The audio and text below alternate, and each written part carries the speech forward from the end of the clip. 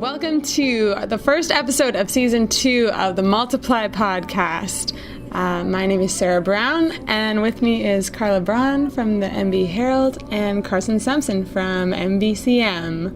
And we are here, brand new, back again, and we've had some discussions about what we want to do this second season. We're looking to open it up a little bit. We want to get beyond the four walls of the boardroom and try experimenting with some new things, meeting some new people, maybe bring some more voices into a given episode. And so we're starting off with Carson Sampson taking a tour of inner city Winnipeg along with Jim Wiseman. So that's what you're going to hear today, some exciting stories, a bit of raw audio, and in the future we're looking to go a little bit further afield, maybe even beyond the borders of Manitoba.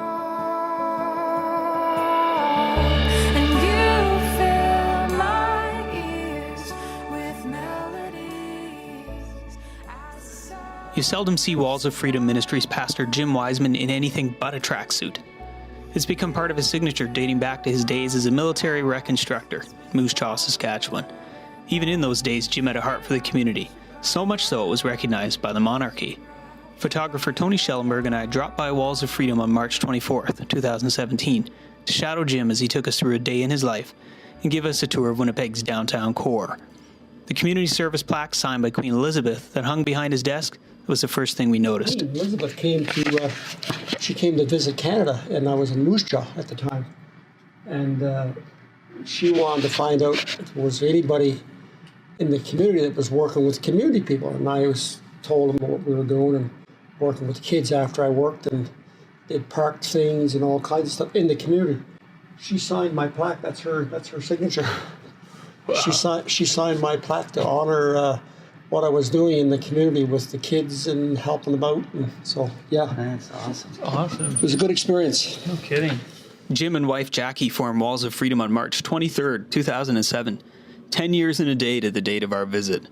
I asked Jim how the ministry came into being. Before we did that, I was in the North End. I planted the church in the North End on Burroughs Avenue. It's now called Springs Inner City. Before they took it over, it was called Restoration House Outreach. And I ran that with my first wife for 16 years. She passed away with cancer. Jacqie knew her. Jacqie was working with me at the time and helping out with kids and home visitation. So we started seeing a lot of families from this area that were going across the bridge, and we decided to come over and visit them. So we found out there was such a need in this area. So the senior pastor at that church, he didn't want to expand. He didn't want to support what we wanted to do. And so we said, okay. So we prayed about it. And my first wife passed away, and I talked to Jacqie, and she said, well, I'll help you out. Well, she not only helped me out, we got married, but we moved over here. And for the first 4.5 years, we rented, and I'll show you later when we'll go on a tour, we rented community centers and we rented gymnasiums, and it was a challenge. But we moved all over the place. Right. And then we were able to get this building. We moved in here in October of 2012. And so you have a partnership with C2C, correct? Yes. And was that right from the get-go, or did that come about partway through? That came about. And tell me a little bit how that worked out. Well, we were connected with Elton. Because Elton, I knew Elton. Elton used to go to Springs Church many years ago, and then he planted that church on Henderson Highway, the Christian Family Center. And we connected with him there, and then the next thing you know, he resigned from that church and ended up going to the MB conference, and we connected, and he said, you know what, we need to help you out. I said, okay, what do you got in mind? So they connected me with C2C Network, and they were able to help me out with getting this building. They were just an incredible blessing to get us on track. And that was about when? Was that around 2012? Or? That was in 2012, November of 2012. Were you working with Ewald at that point? I met him at that point, and then we connected with him. He's on our board. He's our board member, one of our board members. Yeah. Mm-hmm. Planting a church in one of Winnipeg's most impoverished neighborhoods hasn't been easy for the Wisemans. It's been a challenge. This area is very, very broken, and I'll show you in the tour after we go out. A number of the churches that are now closed down, their bingo halls, their business areas. A lot of the people don't want to. That's one of the reasons why the guy that was here moved out because I'll show you after, but in our congregation on Sunday, we have anywhere between 80 and 100 people show up. And we got gang members sitting on the seats. We got prostitutes sitting in the front seats. But I do know since 1967, there were 37 churches closed their doors, and we'll show some of them when we go on a tour. They closed their doors. It's just unbelievable. And the 90% of the churches that I know of that closed their doors, they left because of that reason. People moved to the suburbs, or they didn't want to sit next to a prostitute. And if you don't know how to work with these youth, you're not going to send your youth to this youth group. The normal suburban churches don't have that in their auditorium, you know. But we've got a lot of impoverished people, a lot of hurting people. But if you're going to have church life just in the suburbs, as my wife and I have experienced with tours across Canada, our inner cities are a mess. And because people can't generate some energy to move into the inner city and love on these people and encourage them. We're full every Sunday. Our drop-ins during the week, our March break coming up next week, we're open every day in the morning for breakfast, and we have kids' games and stuff. We'll be full every day. We do a lot of things that are traditional. We do offerings, although our offerings are not very big. We have prayer time after service, and people come up to the altar for prayer. We do communion, and people participate. And then after the service, we go downstairs and we do kids' crafts, and we do we have a nice, we'll show you later, but we have a hot meal every Sunday. And they love it. And that kind of embraces how we can gather with people and not just feed them, but get to know them and hand out daily devotions. We have daily devotions that we hand out every month. We give out anywhere between 175 and 200 daily devotions every month, and free Bibles. And it helps. It's an atmosphere where we can build relationships. Do you have any other support team or leadership team that helps? We have Abundant Life Baptist Church that help us. They'll be there Sunday cooking the meal. We have Kilcona Park Alliance, Church of the Rock, Gateway Community send a music team every other week. And we also are really blessed by the Soar Heartland teams that come. But we network with other churches because, again, if we're going to clean up this mess, we can't just isolate ourselves and say, oh, well, we're MB, we're Pentecostal, whatever the label is. We got to work together. Right now, we're networking with, the last count was 23 churches in the city. And they love sending youth groups. We have a women's group coming from, I think it's Elm Creek. Lately, Walls of Freedom has run into some bad luck and faced considerable financial burdens. A series of unforeseen events and circumstances leads to a handful of hefty repair bills, and Jim isn't exactly sure where he'll find the money to pay for it all. We had a major flood upstairs last year. One of the pipelines broke, and we come in here, and the entire office area, I'll show you, that was all flooded. Thank God we had insurance to cover that. But there's some other areas that have happened now since that insurance package is okay, but they don't cover certain things, like our elevator needs repairs. We have another water line that broke upstairs. I shut the main line upstairs in the bathroom. We have some interest groups that said they're going to come and help us out, but they haven't shown up yet. And right now, one of the dilemmas we have with some of the repairs that we need outside of insurance coverages, we just don't have enough money in our budget to get them done. How much money do you think you need? Right now, we're looking at, with the roof, some of the roof repairs, some of the furnace repairs, and the elevator. We're looking at anywhere between $15,000 and $25,000. I'm not sure. I know the elevator is going to be really expensive because all the wiring in the 3 floors have got to be replaced. So $25,000. At least $25,000 would cover it all. Another thing that we'd spoken about a little while ago was a Hutterite group that had promised to do some help. Is that materialized? It has, to some degree. As far as resources are concerned, they're an incredible blessing with their hogs and their chickens. And wonderful. But they haven't confirmed yet when they're going to come and do the repairs on the plumbing and stuff and electrical. So that's what they agreed to do, right? Some electrical and plumbing repair? Yes. And how did they find out about it, and how did they come to speak to you about it? I was at Mission Fest. I do a display at Mission Fest every year at Church of the Rock. They have a big display there, and we have a table set up, and they came, and they were checking out all the different missions, and they saw us, and they asked what we're doing, and I told them, and they said, okay, we like this. So about a week later, they phoned me up, and they said, we need to come for a visit. So they came here for a visit, and they're really intrigued, so that's how that happened. That chance encounter with the Hutterite colony was an answer to prayer. If it works out, it will relieve some of the burden. But on the whole, Jim has been feeling the sting of a loss of support from once faithful donors. His desk is lined with appeal newsletters ready for mailing. We have a lot of supporters, as our newsletters are going out here this week. We have a lot of supporters that are helping us with $20, $50, $100. It all adds up. But in the last 6 months, we have lost a lot of our supporters. Okay. And some of them have moved. Some of them just, we don't want it. And I'm not being critical, but that's the way it is with some people, the way they think. You're hanging out with those MB guys now. Okay, they can support you. And when I try and contact them in a personal way, how come you're not supporting? I say, well, you're with the MB conference now. And so I'm not upset, but come on, church, let's clean up our act here. We've got to work together to clean this up. And if you only want to work with one church, you're not going to do it. Should we take a tour? Yeah, let's do it. Sure. We got 2 washrooms here, male and female, and this is where we gather with the congregation. And when we moved in here, there was nothing here. We got these benches from the Chinese Alliance. We got all these green chairs we got donated from Kilcola Park Alliance. They were buying new chairs. And we got various other churches, Anglican churches and other churches that gave us that stuff. So it's kind of a unique setting here. But it's full every Sunday. We're packed up every Sunday. We have anywhere between 70 and 85 people here. We're packed every Sunday, And they sit and listen. Our praise and worship team, they'll sit and listen and talk and interact. And all of a sudden they'll just, come up for prayer. They want prayer for different things. And we love on them and encourage them. And then we go downstairs and have a nice meal. Jim takes us upstairs to a youth room that's lined with board games.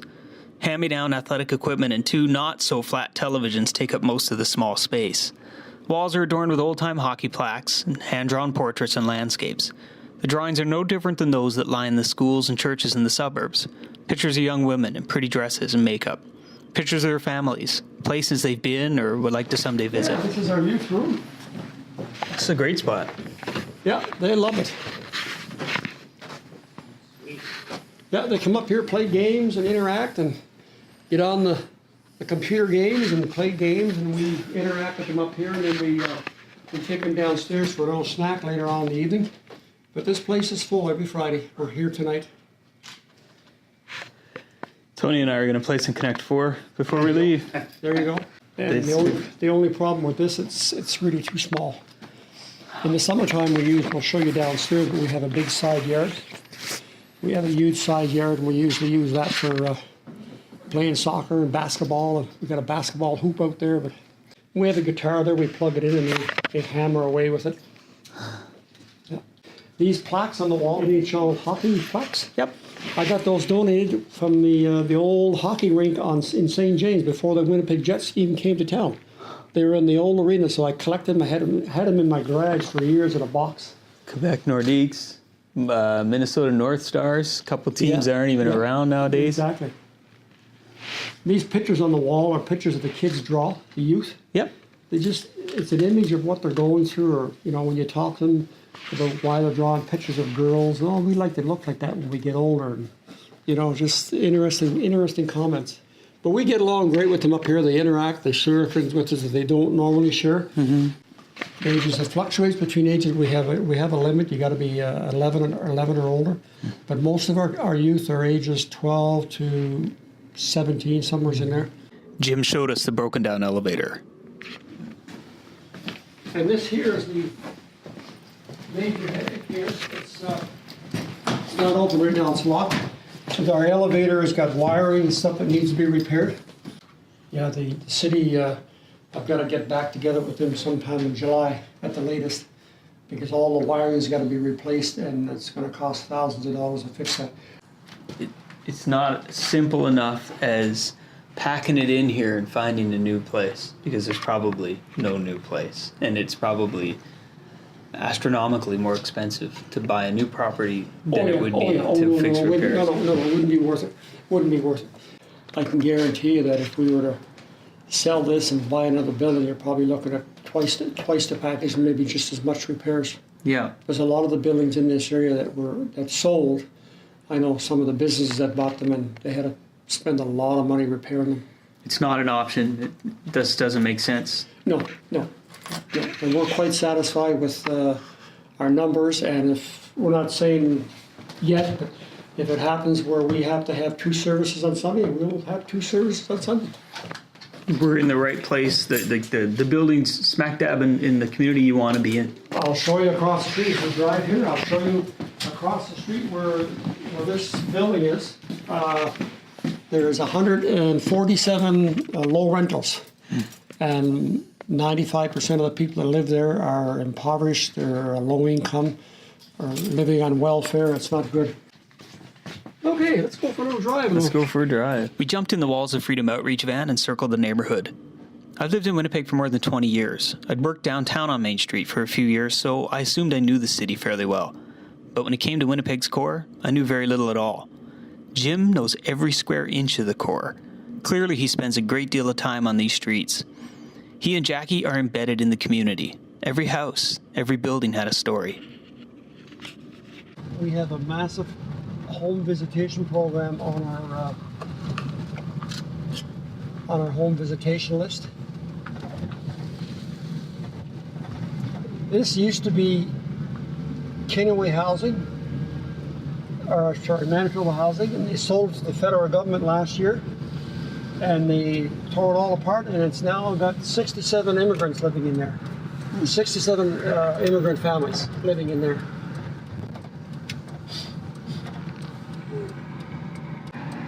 We'll drive by when we close that school over here in the corner, Dufferin School. We use that in the summertime for our carnivals and stuff.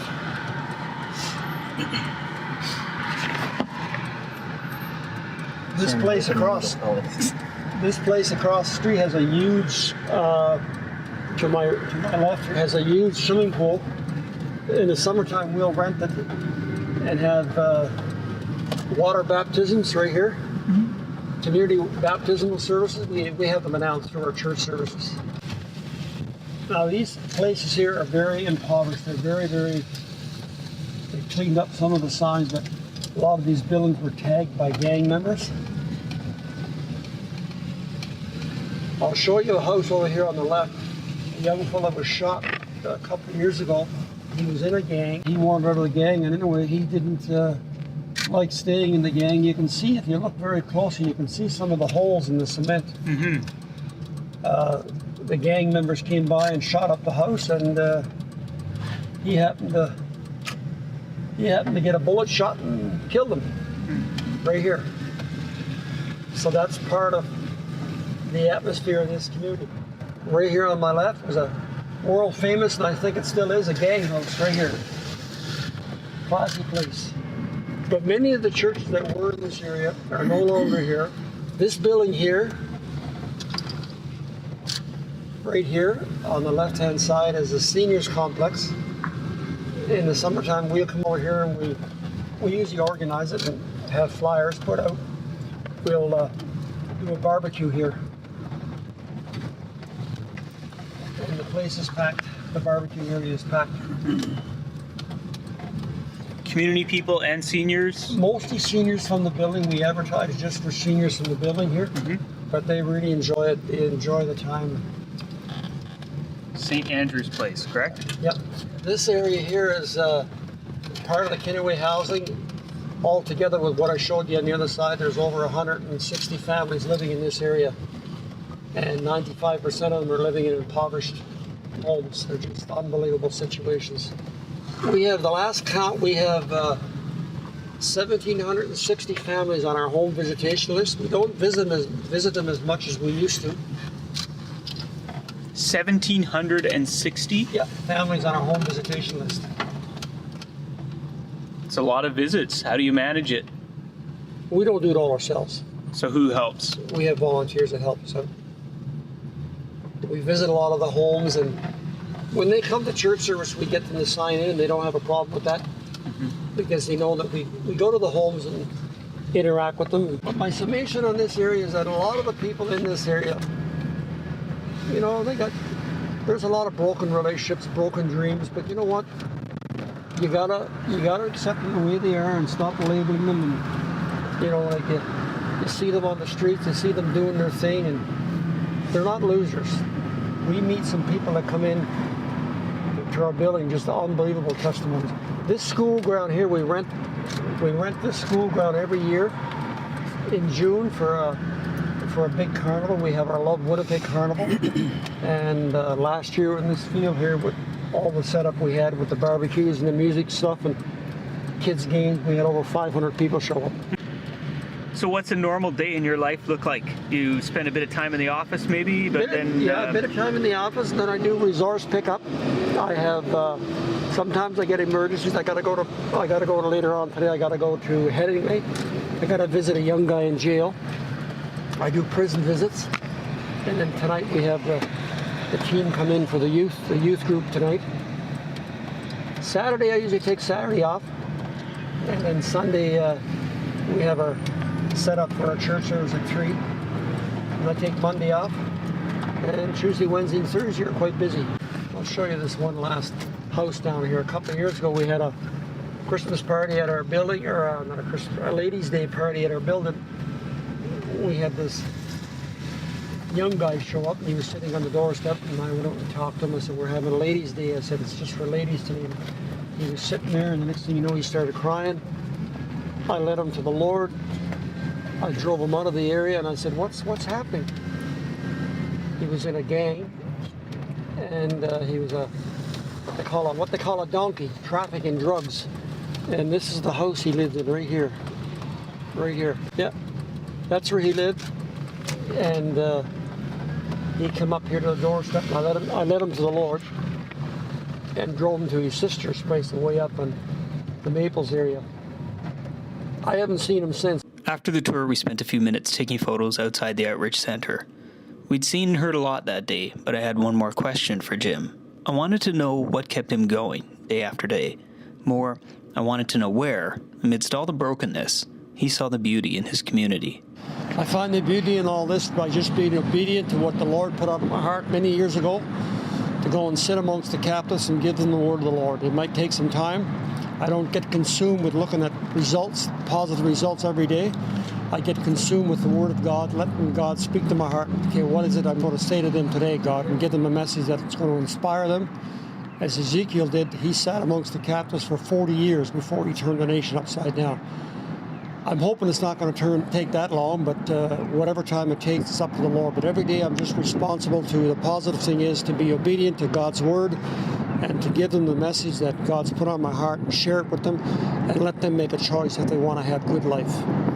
God bless you, Jim. Thank you for doing the good work. Thank you. The Multiply podcast is brought to you by Mennonite Brethren Church of Manitoba, MB Mission, and MB Herald. And before we go and call it a day, I'd like to give each of us an opportunity just to fill us in on what's going on in each of our areas right now. Carla, do you want to talk a little bit about the Herald?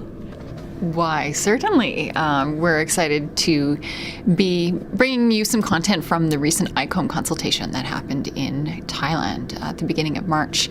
Leaders from MB churches all around the world, I believe it was 35 countries, but I could be mistaken on that, gathered in Thailand and talked about what it means to be on mission together. And with MB Mission, we just wrapped up our SOAR Heartland program, which is a 9-day discipleship program for youths to pretty much be educated about the city that they live in. There's groups from all over Manitoba that come learn about the inner city, serve in their city, and spend time worshiping and praying and doing spiritual development. And it was a really, really great time that we are now recovering from. It just ended on Saturday. And now looking ahead, our Trek program is going to be starting next month. Our Discipleship on Mission Gap Year program, those students get back this Saturday, I believe, from Thailand. And then we'll be debriefing with them. And our action program starts up in July. So there's lots of transition and lots of programs starting and ending and lots of good stuff going on right now. Sounds like everybody's really busy. And for us, we just came off a busy time too. just last month in March, we had our assembly, which is probably the largest event we hold in a year. That's a gathering of all of our churches and congregations. And so there's some reporting and some celebrating and just a building of community. This year was pretty special for us. We welcomed 19 new ministries, many of them from different cultures, and specifically some indigenous ministries that are emerging and starting to gather and grow. And we tried to highlight that as best we can. Best we could. We incorporated on the Friday night service hoop dancers and drummers, and it was altogether a very different setting than what we're probably typically used to for our assemblies. It was really amazing to see it. Just a great time of celebration. It's really exciting. You can read about that on our website too, mbcm.ca. And I guess currently we're revving up for another event. Our second biggest event of the year for us is a pastor's retreat, where we give pastors, spouses, and pastor teams an opportunity to just get away and enjoy some time to themselves, and to sort of be renewed and relinquish some of the things that they do on a day-to-day, and spend time focusing on their own well-being. That's next month at the end of May. So that's about it for us, and we'll be back in no time with a brand new episode. Thanks for listening.